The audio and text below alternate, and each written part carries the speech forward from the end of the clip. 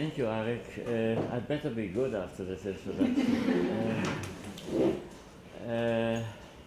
Out of the huge theme that is covered by the rather bland name Holocaust Studies, I want to pick out a few points, very few points, because there's no time for more than that. And perhaps the sort of overall name for it is common misunderstandings about the Holocaust. Let me start with something that I find again and again, people believing that the Holocaust was pre-planned, that Hitler or some people around him planned the Holocaust from before it happened. This is totally wrong. The Holocaust is a genocide which was not pre-planned. There were such genocides outside of the Holocaust that were not pre-planned. There were also genocides that were pre-planned. The obvious case is Rwanda, where there was a pre-planning. The obvious case, to take the immediate past or the present, where there is no pre-planning, is Darfur. There was a pre-planning in Cambodia. There was no pre-planning in other cases. Holocaust is one of them. Now, of course, a great American journalist of the living during the period, Dorothy Thompson, said, all you need to do is to read Mein Kampf by Hitler in order to know that people should have known before it happened that it would happen. Well, if you read that collection of curses, which is called Mein Kampf, written in very bad German, terribly boring, you find all the anti-Semitism that you need to know about. But when it comes to what to actually do with the Jews, there's only the statement that they cannot be citizens of Germany and that they have to be removed from all positions of influence and so on and so forth. It doesn't say what to do with it. If you look at the speeches of Hitler, except for one in the early 20s, throughout the period of the rise of the Nazi Party, which was very sudden, because in 1928 in Germany there were elections prior to the outbreak of the world economic crisis in 1929. In 1928 there were elections, and the Nazi Party got 2.8% of the vote. 2.8%, that's it. 5 years later they were in power. Not by elections, but by political maneuvering and so on. They had risen, yeah, to the point where they were a central force in the German parliament. If you look at the propaganda, anyone who voted for the Nazi Party knew that they were voting for an anti-Semitic group, sure. But that was not the main point. The main point was how to get into power. And that happened when the economic crisis broke out and the other political forces in Germany had no answer to the terrible situation that developed there. So people turned not only to the Nazis, also to the communists. And the center sort of became weak. Right center, left center. And the purposeful propaganda of the Nazi Party was directed towards these bread and butter issues. And yes, the Jews are responsible and the Jews are this, that, and the other. But that was not the main point. It was the main point, however, for the leading group. And one can today identify, not exactly, but approximately who the leading group was. Because afterwards they became very largely the people out of whom the area party responsible leaders came. The Gauleiters. There were 54 of them. And they met with Hitler occasionally for speeches, to hear his speeches and so on. And around them another group, rather sort of small group by, say, standards of a population that counted tens of millions of people. You don't find any real answer to the question what to do with the Jews beyond getting rid of them in Germany, because obviously they were Satan. So you can't achieve anything when Satan is sitting within your community. There is the heritage of Christian anti-Semitism. Satan is sitting here, so get rid of him. How? By immigration, by expulsion, murder, mass murder? That nobody thought of that. And if they thought of it, they dreamt of it maybe. But the central group knew, in inverted commas, knew that the Jews were ruling the world, that they were a danger to Germany, that Germany must go to war in order to prevent the Jews who control all the potential enemies of Germany to gain power over the world.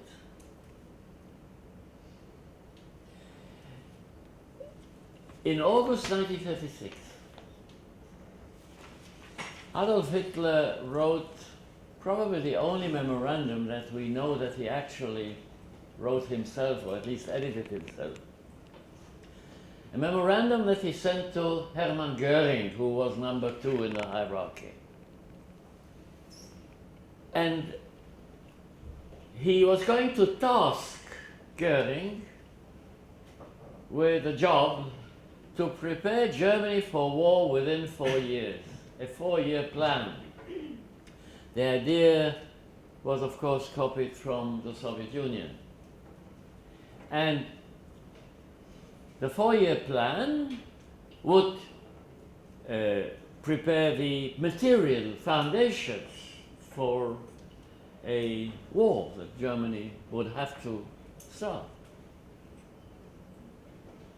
Now, in all likelihood, Goering said, well, I need a document to tell me what to do. Now, Hitler had very little knowledge about the economy. And so the people who wrote the actual details of how much steel, how much iron, how much oil, how much rubber, and so on and so forth were necessary, they were the experts that Goering had at his command, because he was responsible for the economic furtherance of the Nazi project. But he needed an instruction why to do it. Why do we need to prepare for a war within 4 years? So the first page and a half of the document, which was found in Goering's possession when he was captured by the Allies at the end of the war, and it is actually in the Nuremberg trial documents. So I'm telling you nothing new. He says, this is the literal translation from the absolutely impossible German that Hitler used. He didn't know his own language, of course. So please forgive the impossible English into which the impossible German was translated. He says, Since the beginning of the French Revolution, the world has been drifting with increasing speed towards a new conflict whose most extreme solution is named Bolshevism, but whose content and aim is only the removal of those strata of society which gave the leadership to humanity up to the present, and their replacement by international Jewry. For a victory of Bolshevism over Germany would not lead to a Versailles Treaty, but to the final destruction, even the extermination, Vernichtung in German, of the German people. Faced with the need to feed off this danger, all other considerations must be relegated to the background as totally without significance. This is a prescription for war. Now, were there also economic considerations, living space, and so on? Yes. But the motivation is here, because this was not intended as propaganda. This was a private memorandum from number 1 to number 2, not to be published. This is the real stuff. International Jewry, Bolshevism. So where does the West come in? 2.5 years later, in January 1939, Hitler makes his very famous speech. All of you, those who haven't read it yet, will read it and probably learn it by heart. Very well known, published everywhere. A long speech, within it a section about the Jews. And I'm quoting, I know it by heart, of course. If the international Jewish financiers in Europe and outside of Europe will again involve the world in another world war, then the result will not be the Bolshevization of the earth and therefore the victory of Jewry, but the annihilation of the Jewish race in Europe. Unquote. There you have the international financiers who want what? They want to Bolshevize the world. They, the Jewish financiers, are Bolsheviks in the West, together with Moscow. They want to create another world war, because the First World War obviously was caused by the Jews. So another war like that. This is the second part of the ideology.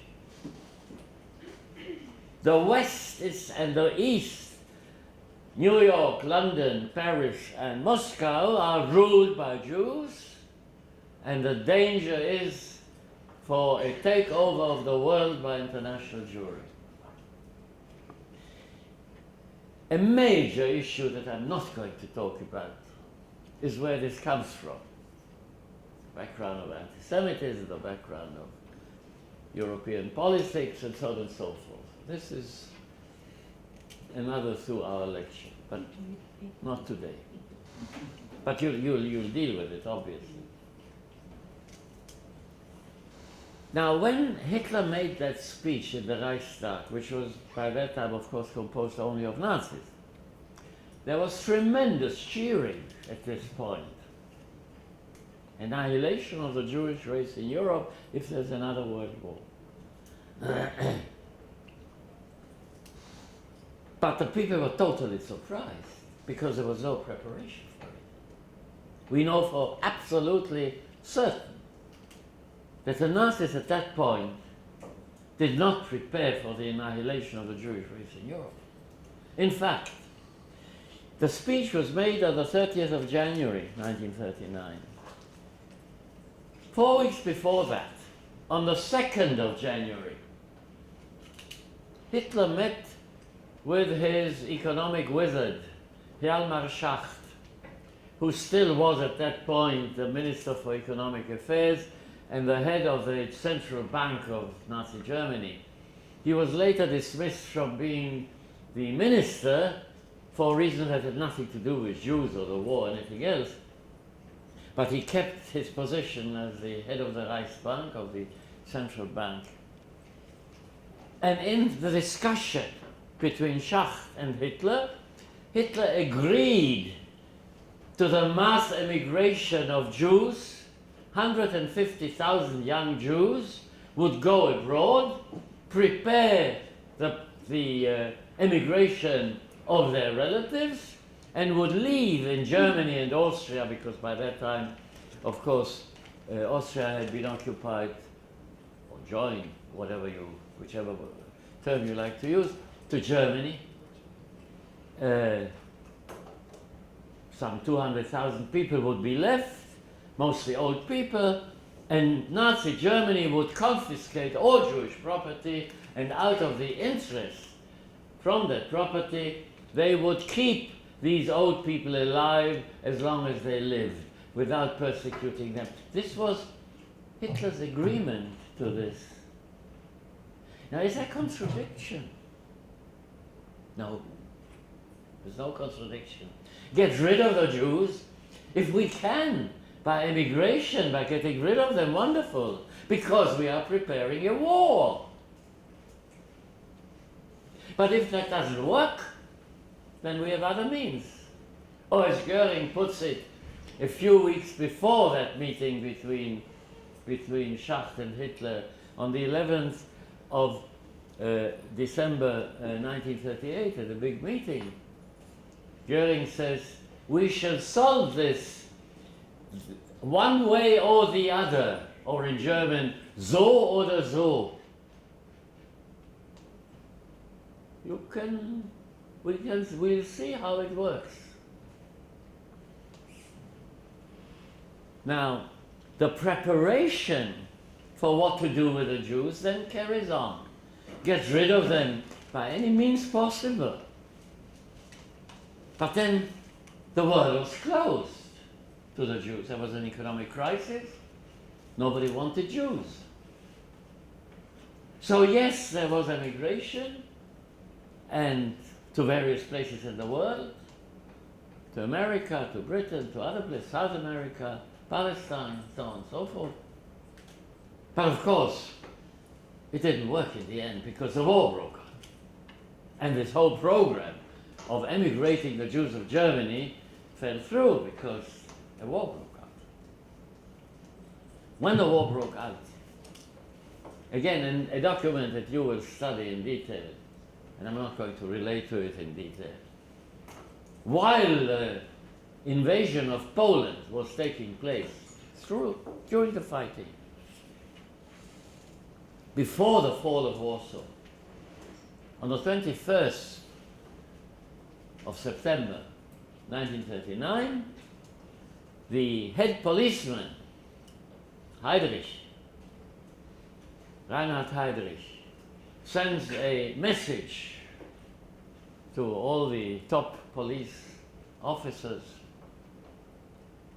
saying that all Jews in Poland should be concentrated near railways, and the Jews living in villages and so on should be concentrated in large places next to railways.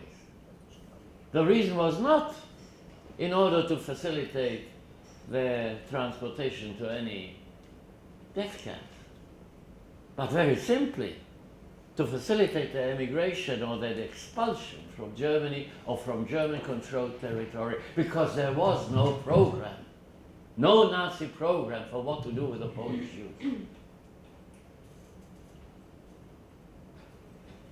Now, how do we know that? Because the meeting took place on the 21st of September, 1939.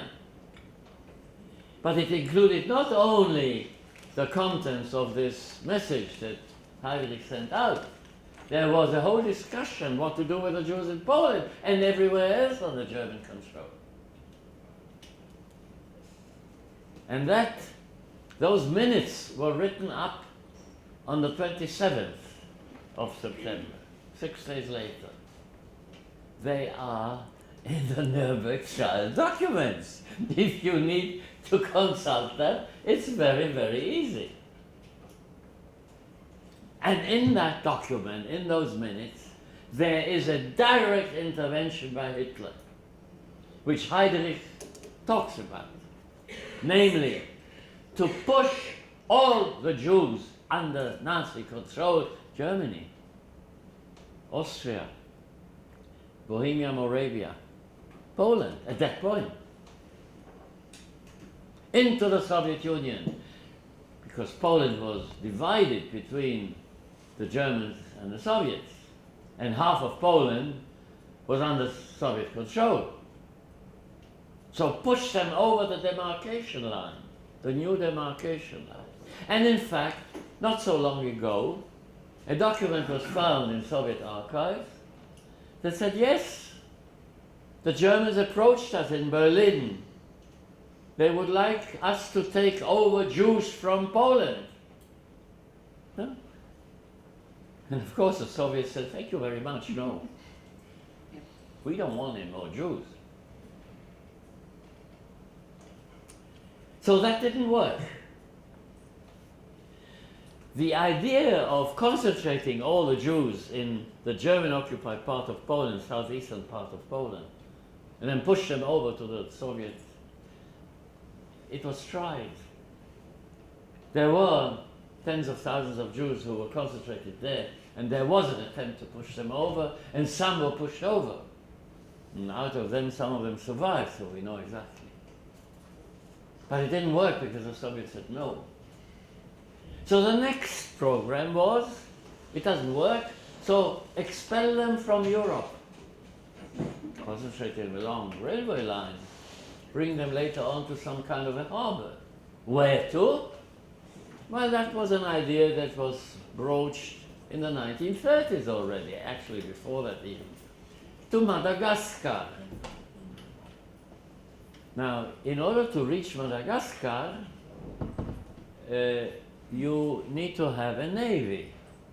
Otherwise, you have to swim, which is very unpleasant. So, the British Navy controlled the seas. It wasn't possible to deport the Jews to Madagascar, but Hitler talks about that program with Mussolini in the spring of 1940. That is what we want to do with the Jews. Get all of them out of Europe, 3-4 million, whatever the number will be, and put them into the malaria-infested coastal areas of Madagascar. But that didn't work either. And so, in January 1941, Heinrich, again the top policeman, makes a speech in Prague, which was, of course, under German control, again to the top police officers. And in that speech he says, we will expel all the Jews under our control into the Soviet Arctic when we defeat the Soviet Union. This is January 41, 5 months before the invasion of the Soviet Union by the Germans. And Heinrich, of course, knows perfectly well that the Soviet Union will collapse within a few weeks, and then the Soviet Arctic will be there for the Jews to be deported to. Watched over, this is why he talks in Prague, by Czechs who will be recruited for the jobs and others. And they will die off there, of course, in the cold, in the Arctic. Yeah? Well, that didn't work either, because they never reached the Soviet Arctic, of course. And on the way, they realized that this was not a realistic proposition. And so when they invaded the Soviet Union, it was clear to them that Jews had to be killed. All Jews? We are not certain that this was the immediate program. But the instruction was all Jews in government positions in the conquered areas of the Soviet Union. But you see, the Soviet Union was a totalitarian regime where every shopkeeper, every shop assistant, every shop was of course government property. So every worker in a shop was a government official. And the Jews, of course, were the Soviet middle class. So that's where you find them. But from the very beginning of the invasion, and now the development is very fast, very quick, it becomes clear to the Nazis, we can't stop there. Kill all of them. At first, kill the men, especially the young men, and the intelligentsia. Because, of course, the Jews rule the Soviet Union. So if you kill the men and the intelligentsia, there won't be a leadership to oppose us. But then they find that they need workers to keep up the advance of the German armies. And so they change the policy. They keep the men alive, if the ones who survive, and kill the women, children, and old people, and then everyone. And the process is very, very fast. From June to August 1941 in the occupied Soviet Union. But then, if you do that in the occupied Soviet Union, what's the logic not to do it in Poland? After all, those are the same Jews, aren't they? They are all Bolsheviks. They are all Satan. They have to be destroyed. And so the preparations start for the annihilation of the Jews in Poland. Already in September 1941, when they begin to think about the use of mobile gas vans in Chelmno, they will start the actual use of these vans on the 8th of December 1941. And in October, they begin the establishment of the death camp in Belzec, in eastern Poland, the eastern part of German-occupied Poland. And then the other camps and so on and so forth. And this is October. In November, they already have the clear intention of killing all the Jews everywhere in the world. There is a meeting, it's not the only document, on the 28th of November 1941 between Hitler and the head of the Palestinian National Movement at that time, Haji Amin al-Husseini. Husseini is in Berlin, a collaborator of the Nazis in order to establish Muslim SS units and so on. And he wants, of course, the destruction of all the Jews. And there is a stenographic protocol of this.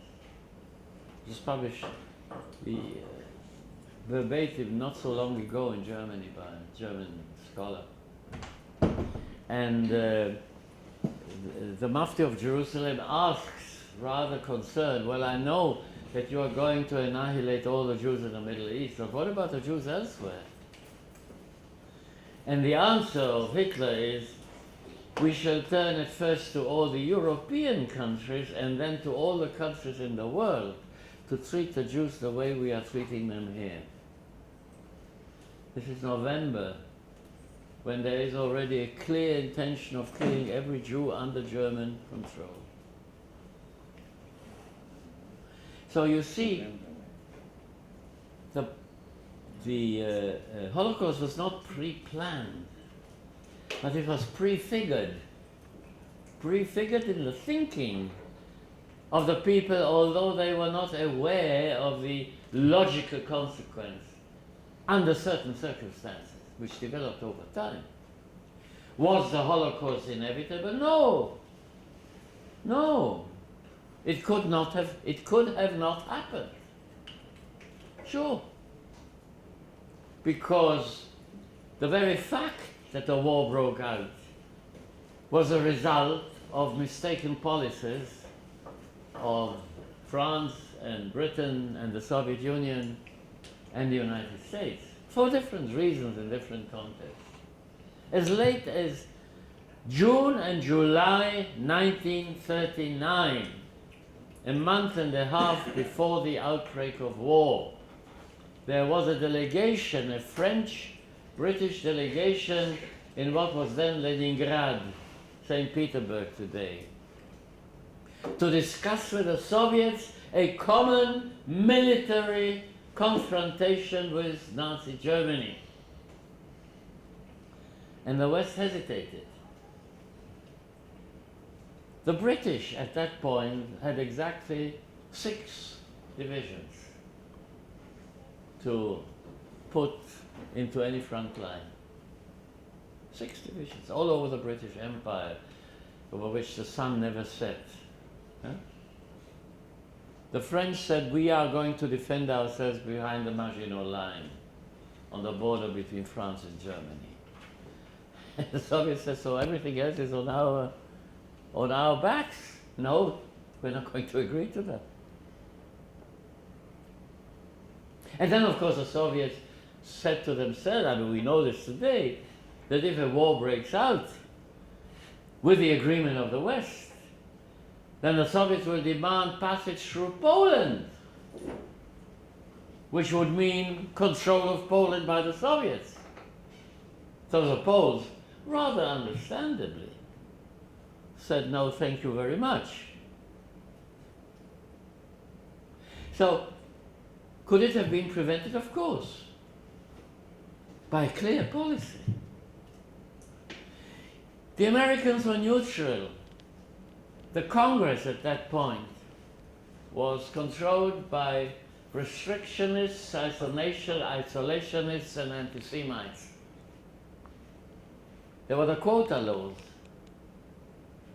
And any attempt to change the quota laws to accept more refugees would have resulted in the abolition of the quota laws and the end of all immigration except for Britain and Scandinavia. The rise of anti-Semitism in the United States throughout the 30s continues even after the news about the Holocaust reached America. The peak, 48% according to Gallup poll, of American citizens expressed pretty radical anti-Semitic ideas, 48% in 1944.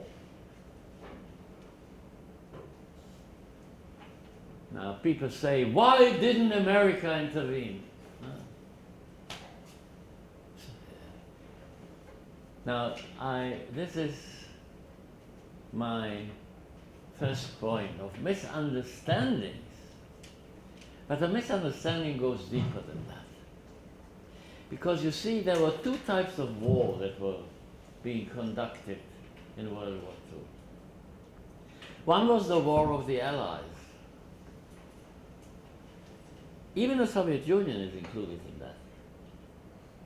And of course the war, the Allied war, was won not by the Americans or the British. It was won by the Soviets. It was they who suffered. It was they who defeated the Germans, not the Americans. But the war that was conducted from the Allied point of view was a traditional war. It was an imperial war. There was an enemy. Nazi Germany wanted to occupy, control Europe, and together with the Japanese, the whole world. This was a classical war on a global scale.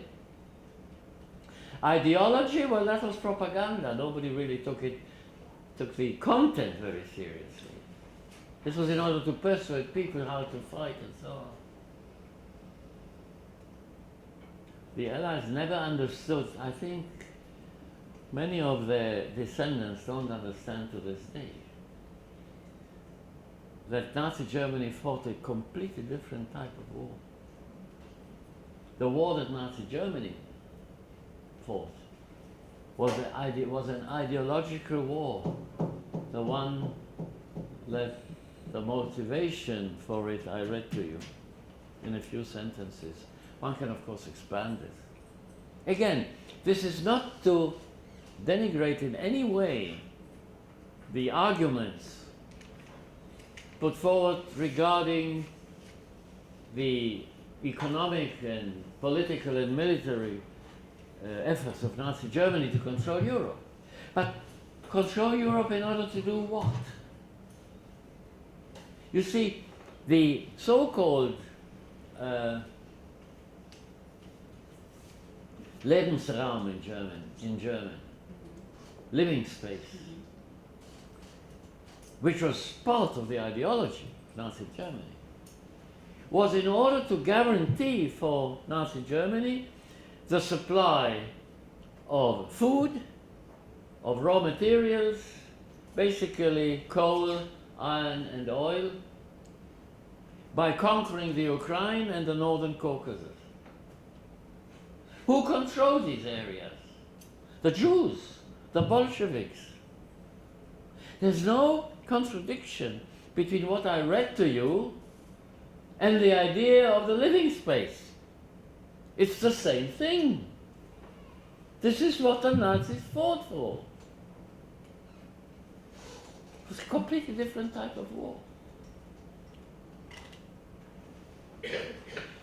They fought two wars against each other, of course, that were parallel at the same time. I'm not saying that what I'm now explaining to you is the accepted interpretation by all the historians I know. Far from it. But you see,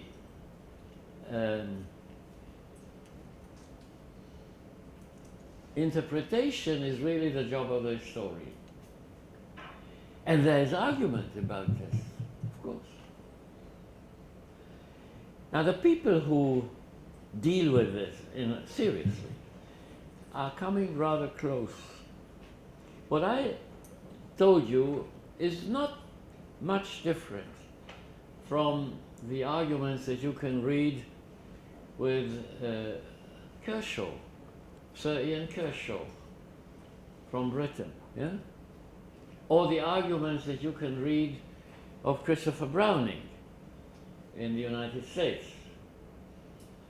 and of quite a number of others, especially today German historians. Now there are of course people who say you are exaggerating, but the proof really is on them. They have to show that these documents that one can quote, and I've only quoted one or two, are of no value or of less value and so on, and that there are others that are more important. That's number one. How much more time do I have? Ask the boss. Boss. We'll end at 12:30, so it depends if you want questions or...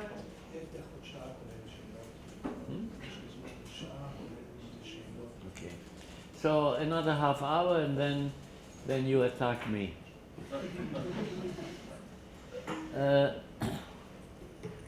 I want to deal with another major issue, which is controversial to a tremendous degree. And that is, could the Jews of Europe have been saved, rescued?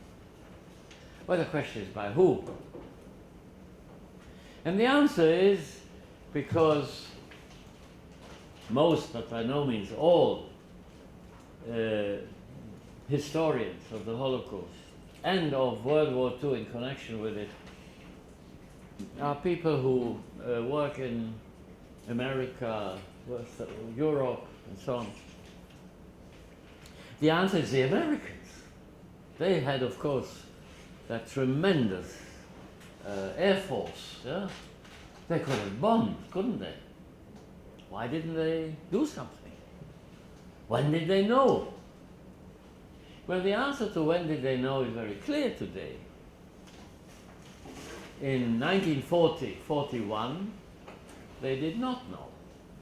One of the reasons they did not know is because the actual murder of the Jews started, as I told you, in June 1941, so they couldn't have known before that, because the Germans themselves didn't know it. And once the murder started, in the occupied areas of the Soviet Union, the information that seeped out from there was very, very limited. And was in the kind of area of rumors. The Soviets, on the 6th of January 1942, reported to the Allies about mass murder of Jews. The Soviet announcement. In Kiev, this is the Babi Yar massacre. The figures were wrong and the details were, doesn't matter. But they reported the massacre as such. On the basis of what? On the basis of 2 oral reports of communist members of the Communist Party who remained in Kiev and then managed to cross the lines to the Soviet forces. We know their names. One of the names was published by the Soviets. Alexei Nikolaevich Popov. Nobody knows about him, yeah? So, but the Soviets published it. And then, of course, the Jewish Telegraphic Agency published the reports of Popov and the other fellow, Mamorech, and this was considered by the Western Anglo-American press a rumor, because how could you verify such a thing like that? There was at least one other massacre before that in August in the Ukraine, in a place called Kamenets-Podolsky, of some 16,000 Hungarian Jews. 2,000 managed to escape, went back to Hungary. There were some Swedish reporters in Hungary who reported in the Swedish press. It was published. Rumors. Who takes seriously, you know, some frightened Jew who escapes from the Ukraine back to Hungary? I mean, maybe something, you know. And then similar thing, one or two other things. There was no information, secure information. But then it accumulated slowly.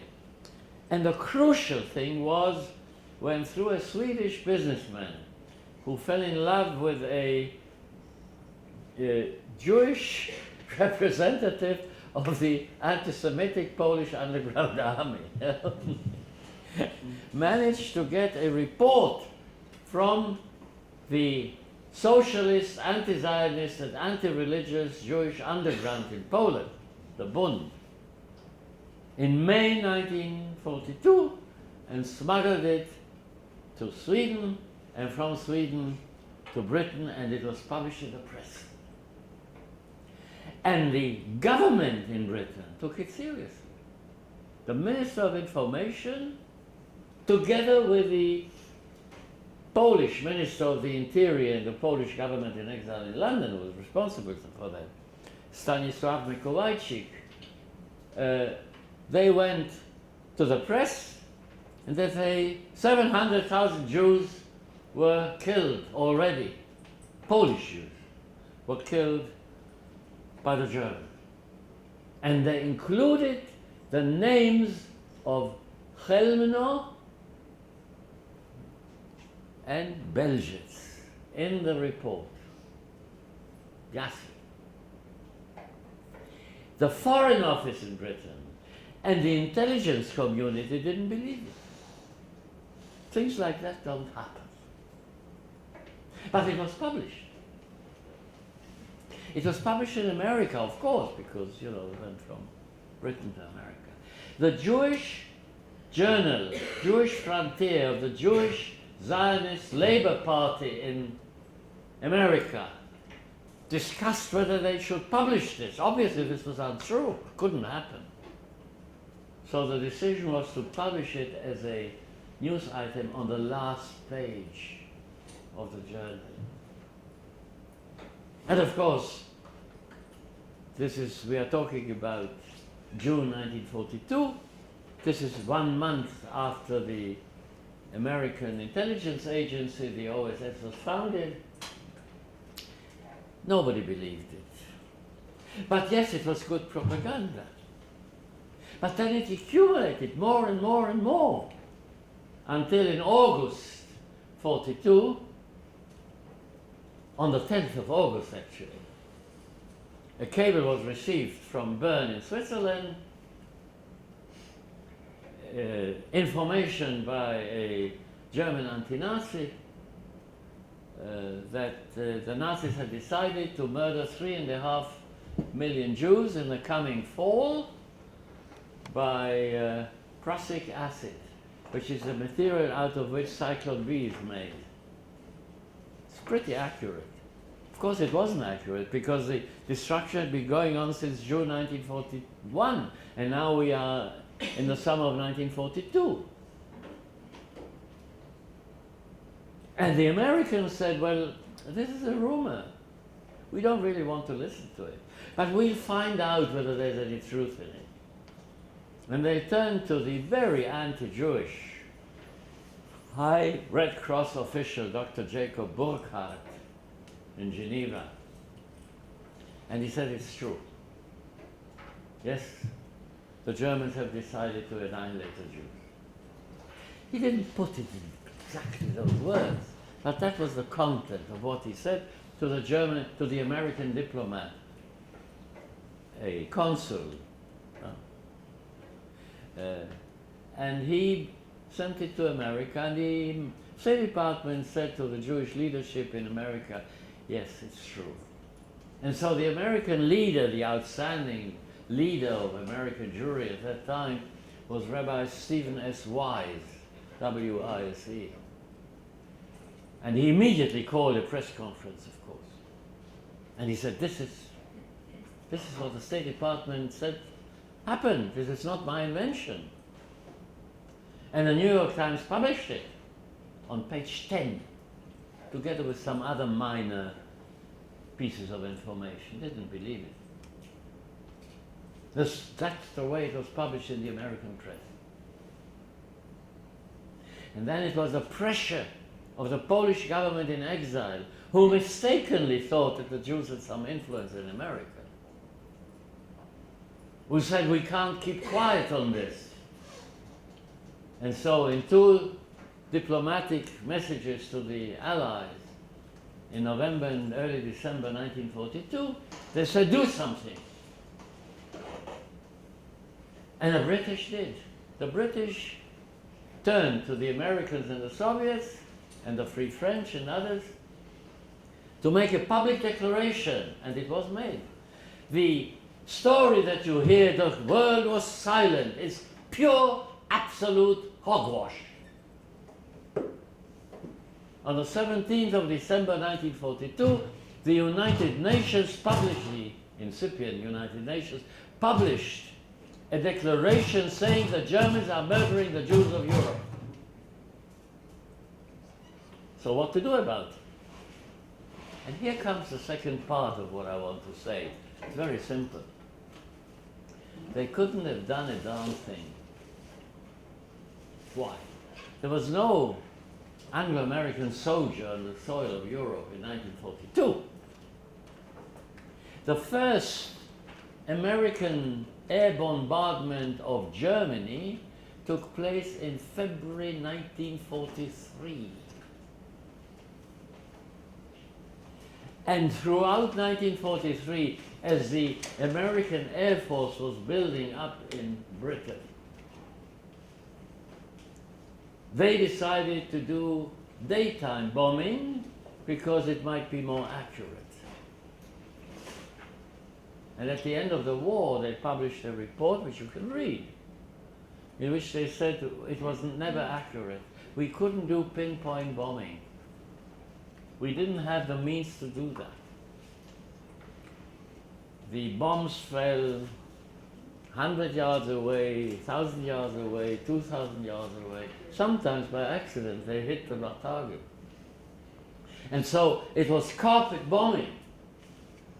Only up to the Elbe River, only up to Berlin, not east of that, because the American bombers had no fighter plane escorts. So today, Jewish American historians tell us they should have bombed. Don't be funny. How? Where? There was no way American bombers could have bombed Poland. They couldn't reach it. Not in 1943. At the end of 1943, two types of fighter bombers came into use. You see, anyone who deals with the Holocaust and doesn't know military history is, from my point of view, useless. So you need to know the specifications of the British Mosquito de Havilland Bombers 98. If you don't know that, then you don't know a thing. It was only used in Britain because it was the only British fighter bomber that could travel distance. And there were only 53 such bombers available at the end of 1943. Fighter bombers that could accompany bombers, heavy bombers. That's the RAF, the Royal Air Force. The Americans and the British together put into use in early 1944 the P-51 Mustang fighter bomber, who could travel the distance to Poland and back. So from the spring of 1944, it was possible. Bomb what? Bomb the remnants of Jewish ghettos and kill the Jews there? Bomb concentration camps with Jews and non-Jews inmates to kill the inmates there? What exactly are you going to bomb? How is that going to help in stopping the Germans from killing Jews? And if you bomb Auschwitz, and they could have bombed Auschwitz from July 1944 on, they could have. They denied it, and that was a lie. And if they had hit all the 4 gassing installations in Auschwitz, do you think the Germans would have stopped killing Jews? When the Germans stopped the gassings in Auschwitz on the 30th of October 1944, after that and before the end of the war, they killed another 400,000 Jews without gas. In death marches. So this whole argument, they could have saved the Jews. Who is responsible? And then nice Jews come and say, the Jews are responsible. The Jews. And say, the Jews are responsible. They should have pressed on Roosevelt to do exactly what?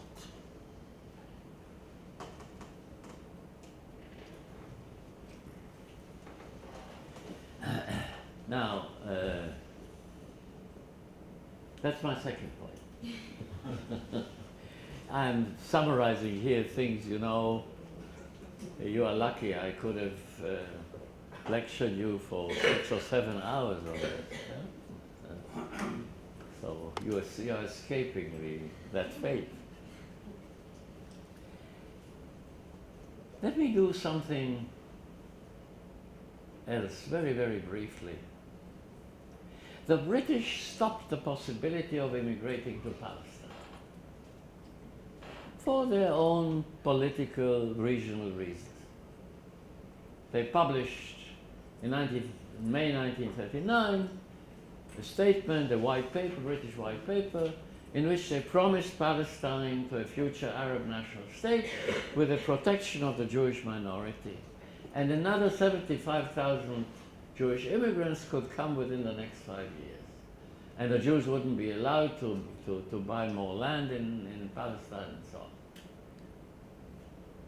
So the accusation against the British is they could have, by opening the gates of Palestine, rescued huge numbers of Jews from the Balkans at least, from Romania, from Hungary maybe, from Yugoslavia maybe, from Greece maybe.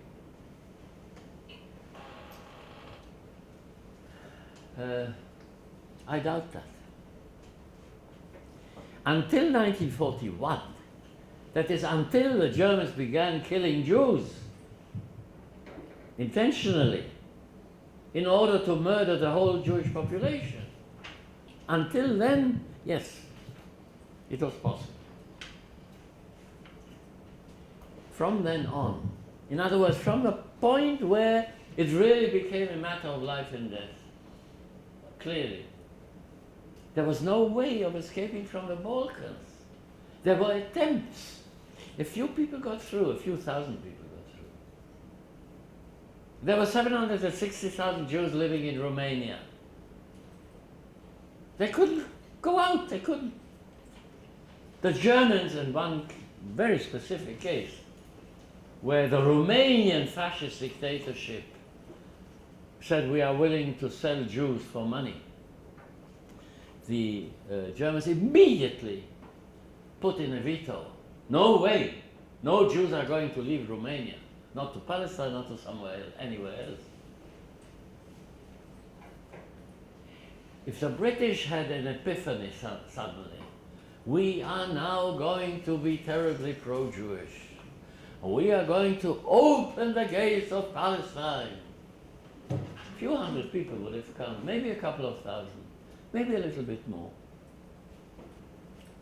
But the idea that the opening of the gates of Palestine, 1940, end of 1941, 1942, 1943, would have made any difference is an illusion, which is engaged in by lots of Israelis, including intelligentsia. No? Now, you don't have to be terribly pro-British in order to say that this is simply not realistic. And if you do as I do, publish this, nobody wants to publish you on this, because this goes against the grain of our nationalistic attitudes. No? The British are responsible. And of course, who is really responsible? The Jews, for not having pushed the British to do that. So the things are complicated, to put it mildly. My last comment. The Holocaust was a genocide, clearly. I don't have to prove that. It has therefore parallels with other genocides. First of all, the suffering of the victims, which is always the same. There's no gradation, you can't quantify suffering. You can't say one kind of torture is better than another kind of torture. Or one kind of killing children is better than another kind of killing children. Or one murder is better than another murder. Whether the Jews did not suffer less or more than the Tutsi in Rwanda or the Khmer in Cambodia or any other case like that. So there are parallels. It's not the only parallel. But there are differences too. The Holocaust is unprecedented because the first time in history it was supposed to be universal, global, not local. When the Ottoman Turks murdered the Armenians, they left the Armenians in Jerusalem alive because that was not ethnic Turkish territory.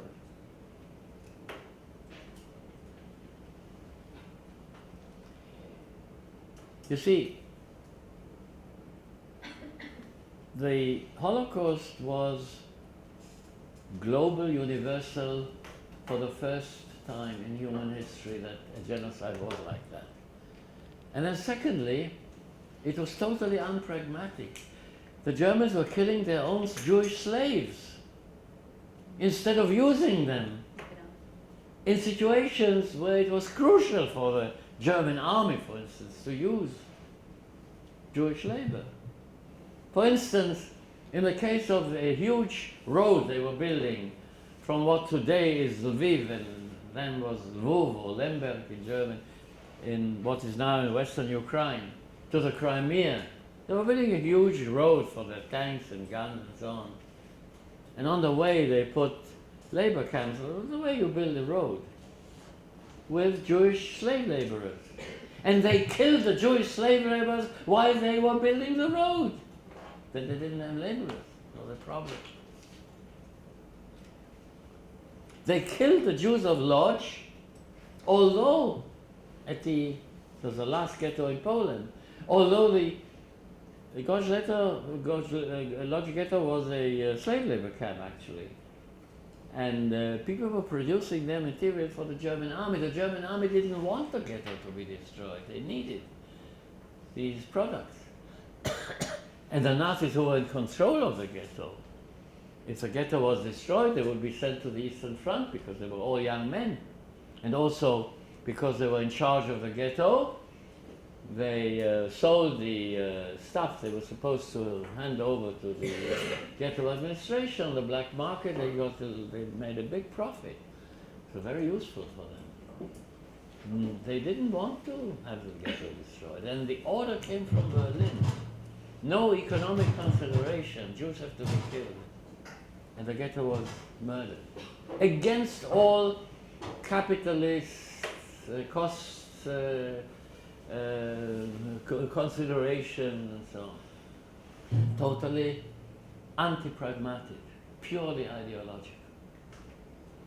It's an unprecedented genocide. But because it was unprecedented, it is a precedent.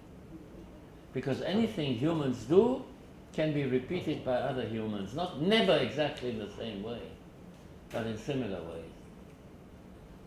And so the Holocaust is an unprecedented genocide as a warning because it is a precedent. It can be a precedent. And that opens up another lecture of about 3 hours. And that's where I stop. Thank you.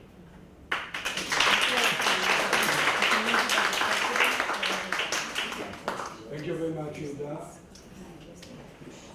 I assume you all agree with me that he is the best. He succeeded in summarizing dozens of years of research and so many books. And he raised many questions that will deal with this coming academic year. And you'll have the opportunity to listen to different views of other colleagues. But we have some time, right? Yeah.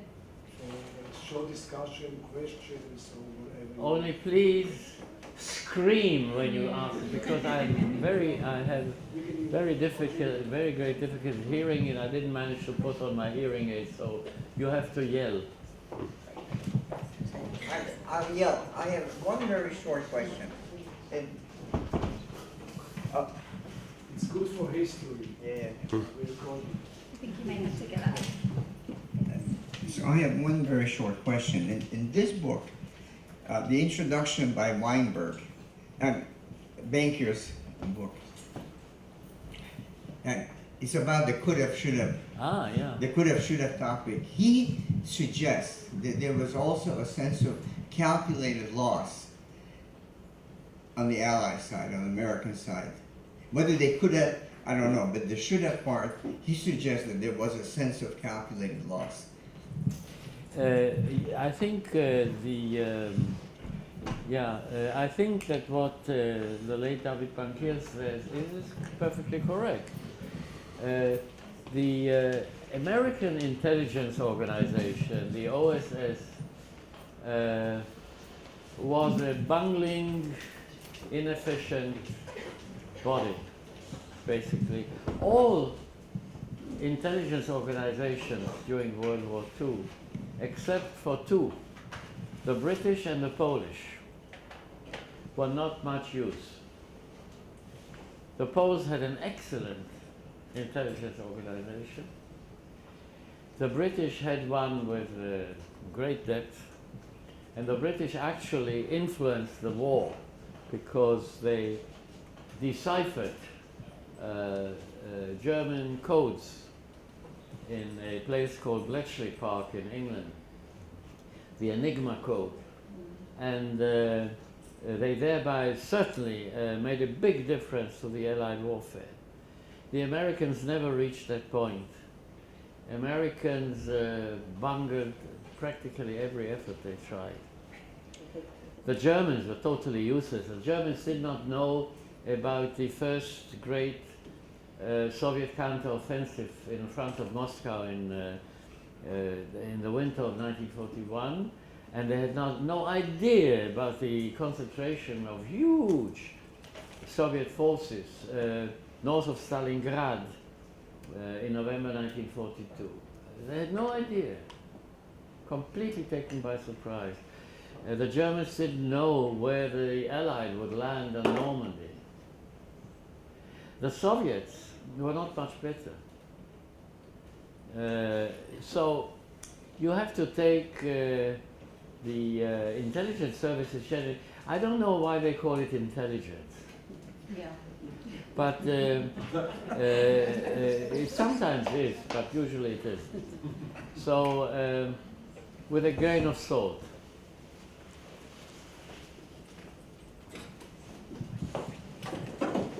Yes, I would like to hear your thoughts regarding the first part of your lecture, of the gap between the fact that, as you said, the Holocaust wasn't pre-planned, and the fact that so many German and Polish Jews had this urge to leave their countries immediately, of this immediate feeling of danger, of a matter of life and death, leaving family behind and so on. So there's this kind of... Yeah, I understand your question, but you'll find that kind of reaction in many cases where there is a feeling of danger, strong feeling of danger. And of course, in Germany until 1939, there was increasing persecution. And so you want to escape that. It can only get worse. How much worse, you don't know. The same, now, Polish Jews is slightly different, yeah? Because Jews really believed until 1939 that the Polish army was strong enough to stand up against Germany. They did not realize the real situation of the Polish army. And nevertheless, there was a clear feeling of fear. Now, there was nowhere to go. Jews in Poland in 1939, 1940, only a trickle could get out. For the 3.3 million Polish Jews, there was no escape. Even before that, 37, 38, many of the Polish Jews were escaping to Palestine, to other places. No, they couldn't. The British permitted in 1935, that was the peak of immigration, 50,000 Jews, 60,000 Jews to enter Palestine. Then the Arab rebellion broke out at the end of 1935. And as a result, the British decided to lower the immigration because the thinking of the British military was that even with weapons from World War I, some Bedouins could easily explode the pipeline from Mosul to Haifa, which was essential for the British Navy. And in order not to have that problem with the Arabs, better stop immigration, not completely, but in part. So in 1936, the number of immigrants to Palestine was somewhat over 12,000 instead of 60,000 a year before. And then in 1938, it was 15,000. So and of course, there was not only from Poland, but from Germany, from other places. There was no escape. I mean, you have 3.3 million Jews in Poland, okay? So if in 1938 there were some 15,000 immigrants to Palestine, and over a third of them came from Germany, and then also from other countries. So, no answer to that.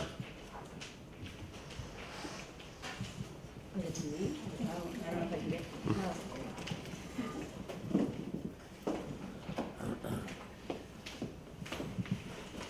I'm not sure if you want to answer a political question. I'm just wondering if you have any thoughts about the latest statements by, I think it's the GOP candidate, Ben Carson.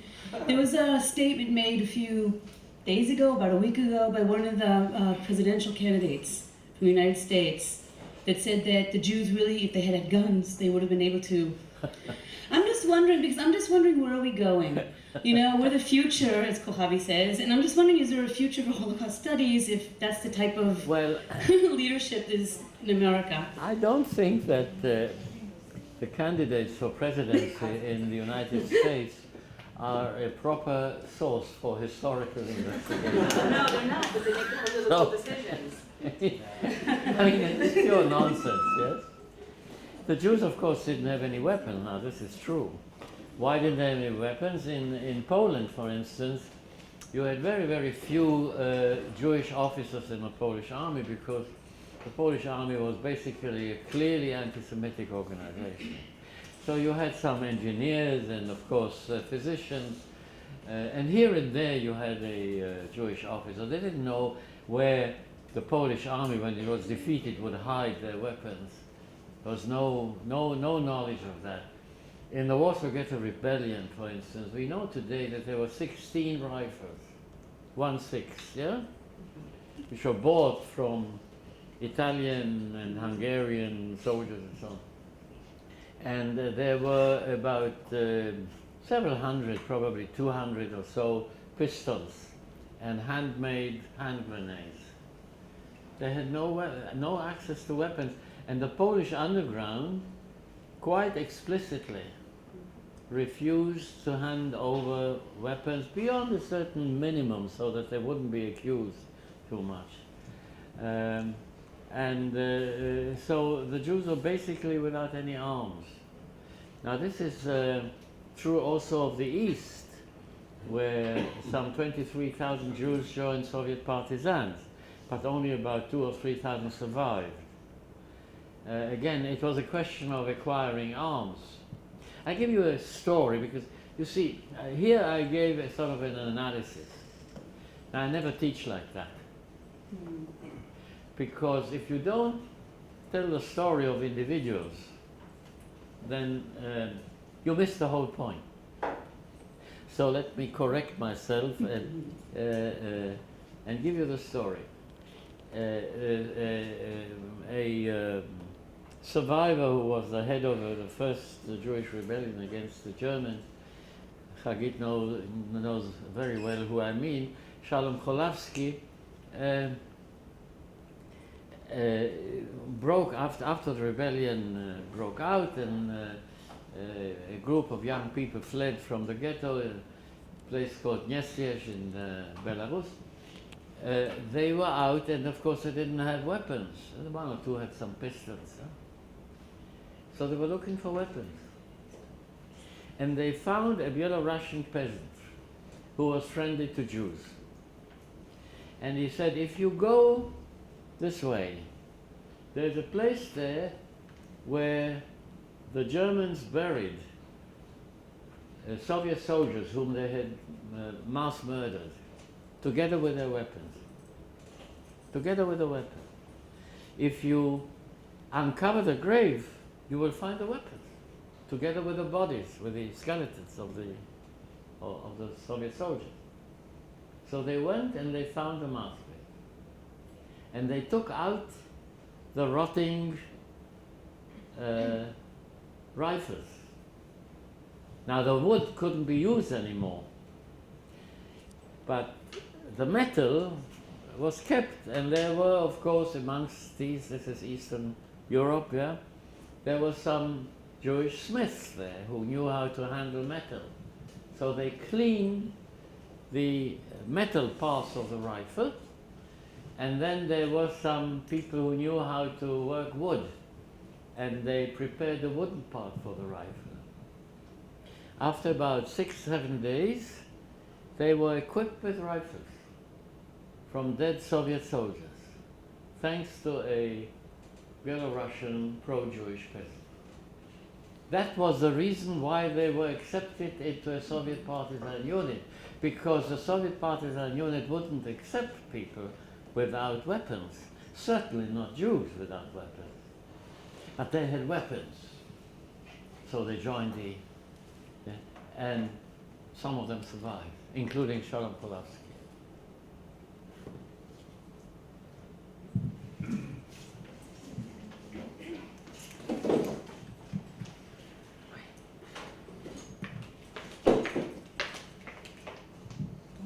Shalom. So my question is about your third point, Yeah? Holocaust as genocide.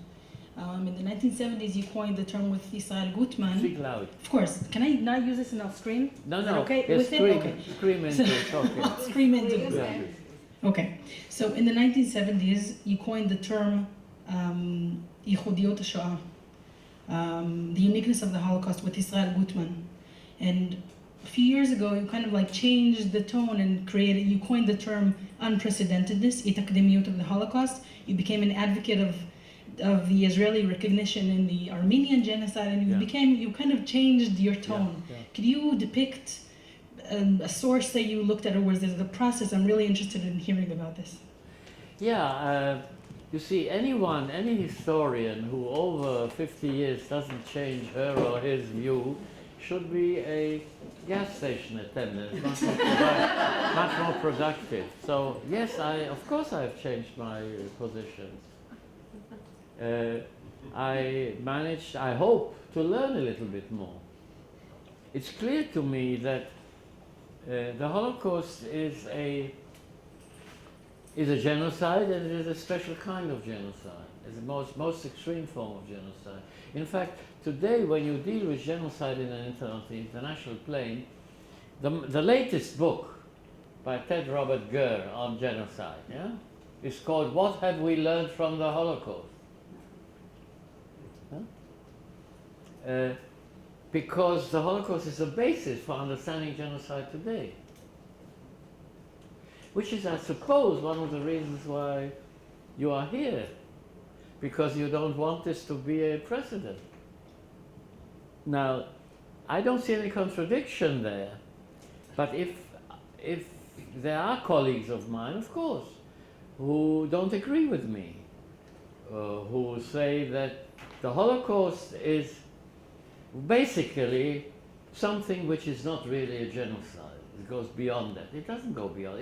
It's the same kind of basis with different results and different motivations. But it's the same kind of human reaction. Today you deal with something else, you see. Another colleague of mine in America, David Sheffer from the Northwestern University in Illinois, in 2007 coined a term which is now more and more used not only by academics, also by friendly politicians. Mass atrocity crimes.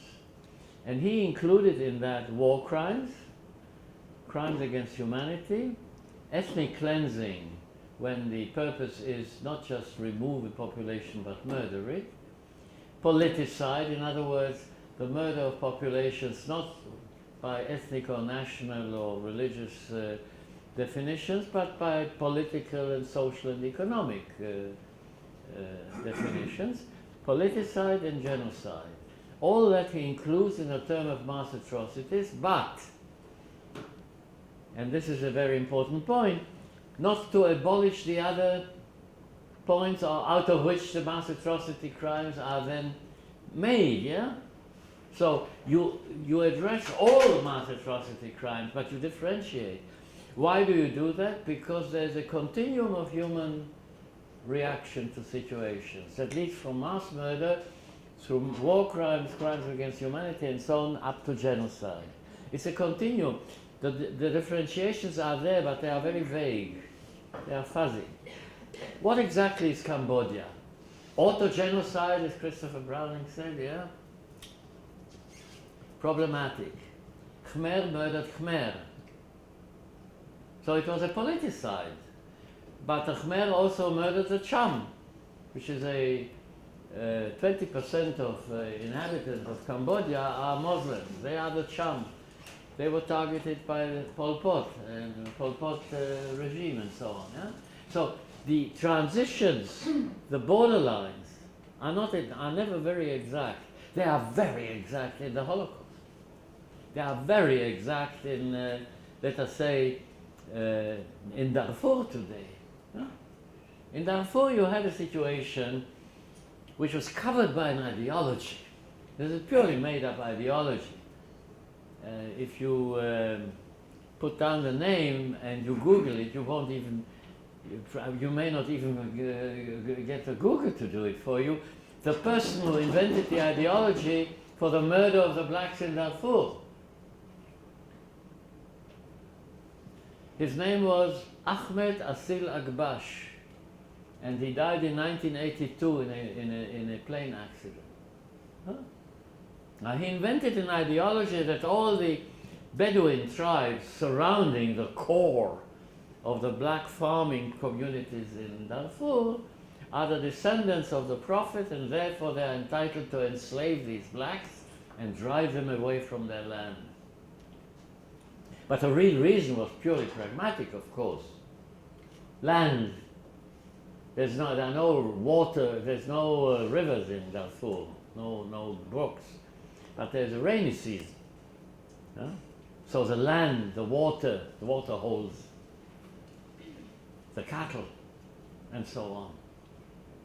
And then you have these black communities.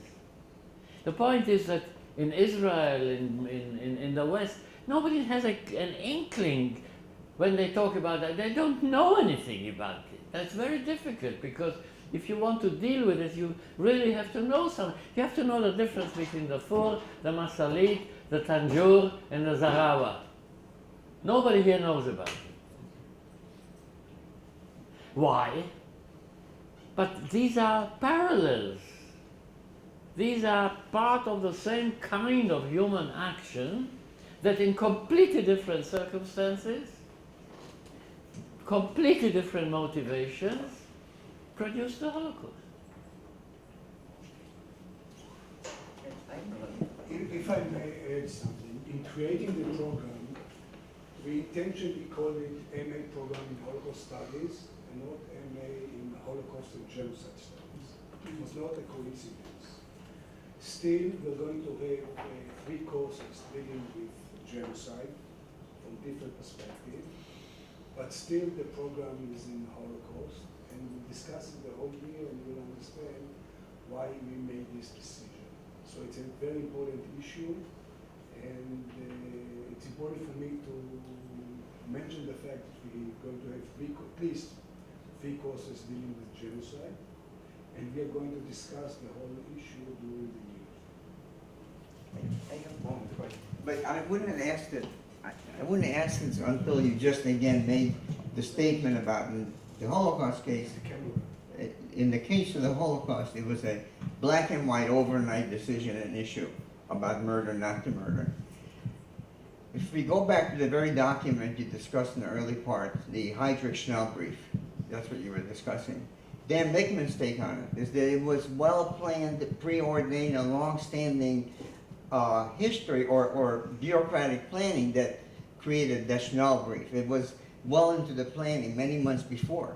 And indeed, the Eisenstruppen came very shortly after. That took a lot to plan. That was the first wave, which probably targeted intelligentsia, Polish as much as Jews. But, so in other words, I think there are a lot of people that have said that there was intentionalism present before the actual mass murders. Well, I don't think so. I haven't seen any documentation, any German documentation, that would show that they planned what to do with the Jews of Poland. There were reactions. In other words, in October 1938, when they expelled Polish Jews from Germany, which was a reaction actually to the Polish policy, because the Poles were going to deny the Polish citizenship to Polish Jews who were living in Germany with Polish passports. And in order not to be burdened with these Jews, the Gestapo decided to expel these Jews into Poland. This is well known, yeah? This is not a plan for what to do with the Jews of Poland. And in 1939, we have a pretty exact, or no, perhaps I'm exaggerating here, we have a fairly good idea, because not everything survived, not all the documentation survived, of course, of what they were planning, generally speaking. I have not seen any plan that ends up, with the 21st, with the Schnellbrief of the 21st of September. In fact, when you look at the minutes of the meeting, which are in the second document, 27, you see that this was quite obviously unprepared. I mean, the people came without any preparation. They were going to listen to what they should do. And there was a discussion. There was actually a discussion, not just a speech by Heydrich. There was a discussion. There was a decision was made according to Hitler's directive. So, no, I don't see any background that would explain the Schnellbrief, except for we now face these millions of Jews in Poland. What shall we do with it?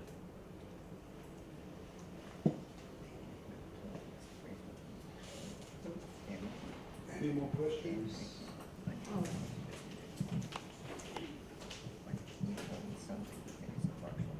I was struck by your caution that very little could have been done to save the Jews, whether through immigration to Palestine or through a military option. And while I think that caution is important, I wanted to know what you think of the danger of governments and people hiding behind futility and saying that we can't do anything, so we shouldn't even try. And when do we have the moral responsibility to try something, keep trying things, even if we worry that the efficacy might be limited? And does that kind of statement of the futility of all these actions, does it kind of go against what you said earlier about the Holocaust not being inevitable? Does the hiding behind futility make it inevitable? I didn't quite get it. You'll have to forgive me.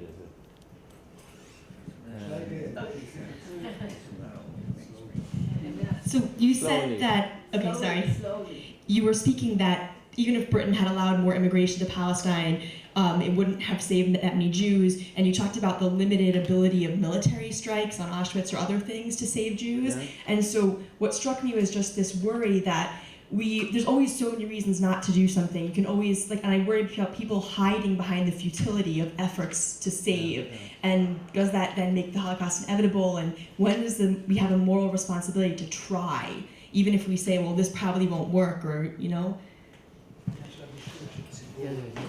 I understand. You see, I think a historian has to be committed to one major thing: to tell the truth as she or he sees it. What people do with that, I have no control of. I argue that the millions of Jews who were murdered by the Nazis, from the moment the Nazis got control over a large number of Jews and they decided to kill them, there was no way of rescuing them. Now, the bombing of Auschwitz is a good example. I'm not saying that Auschwitz shouldn't have been bombed. I said it could have been bombed, and it wasn't. Huh? Not because of the pragmatic or practical outcome. It probably wouldn't have rescued Jews. Certainly not Hungarian Jews, because the possibility of bombing Auschwitz came after the stoppage of the deportations from Hungary. But yes, there were more deportations, and yes, then the gas installations could have been bombed. But even if there had not been a pragmatic, positive outcome, there was a moral responsibility to try. In other words, my argument is not against the Western powers that did not rescue, but about the Western powers that did not make a statement by bombing the place. Although, and this has to be said to their credit, one of the arguments was we don't want to bomb a camp because that would kill the inmates. Now they didn't know, of course, they couldn't have known, that the inmates of Auschwitz wanted the camp to be bombed, even if they were killed in the process. But they couldn't have known that. But the point is, I think, that even without pinpoint bombing, and even without necessarily destroying those 4 installations, actually there was a 5th about which nobody knew, in the same place, Bunker 2, which was in the forest there. Yeah? So if the 4 installations had been destroyed, which would have been a miracle, really. Bombing, in World War II to 4 buildings in one place. But let's say they would have succeeded in that. It wouldn't have stopped the murder, but it would have made clear to the inmates, at least, those who survived, that somebody cared. And that is very, very important. Now, the same applies to other cases that I mentioned. Yeah? The British not opening the gates of Palestine. If they in 1942 had said, okay, we disregard the white paper, we want to rescue people's lives, it wouldn't have helped, I think, pragmatically, but it certainly would have made a different kind of moral statement. Yeah? The same applies to the Jews in America. And there's a huge argument going on, who did what amongst the Jews. Fighting against each other then, if there had been a united Jewish front, Roosevelt would have listened. No, nonsense. Roosevelt couldn't have done anything. He knew it, of course. So he prevaricated, he made bland statements. In the one case where he actually said something very important regarding the Jews of Hungary. He was impacted on by the organization that he had set up, the War Refugee Board, in January 1944. And the person in charge there was a very nice man by the name of John Pele, P-E-H-L-E. And the War Refugee Board, Pele in fact, was one of the factors that moved Roosevelt 5 days after the occupation of Hungary by the Germans. Germans occupied Hungary on the 19th of March 1944. And Roosevelt made his statement on the 24th, 5 days afterwards.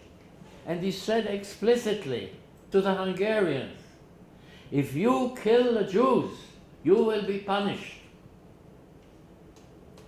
So Roosevelt did what he was expected to do, right? Did it help? Not at all. A few weeks later, the Jews were deported to Auschwitz. No impact whatsoever. No Americans, no British, no Soviets.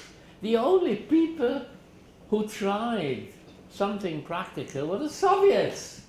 In November 1943, see, there was a Soviet partisan command in Moscow, supervising Soviet partisans behind German lines, yeah? They issued a statement to the partisan commanders. You must protect civilian populations, it's part of your job.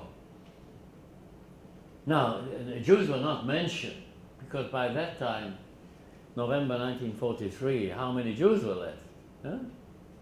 But it was quite clear that the Jews were part of the civilian population, whoever was left. And indeed, there was a change in the attitude of Soviet partisans after November 1943. So, unintentionally, the Soviets were the only ones who did something because they could do it. There was a certain limited very limited possibility of action. You have, if you study the partisan movement in the East, there's much hagiography about it, you know, all kinds of inventions and so on. But if you go to the bottom of it, there were a number of partisan commanders, especially Ukrainians, who protected Jews. And there was one Russian who has, you know, the righteous in Yad Vashem, and he's got he's one of the righteous. Vasily Chernyshev is his name, was his name. Yeah. They protected Jews. This was part of the Soviet policy after a certain point. Before that, they killed Jews, many of them. Some of them didn't, some of them did.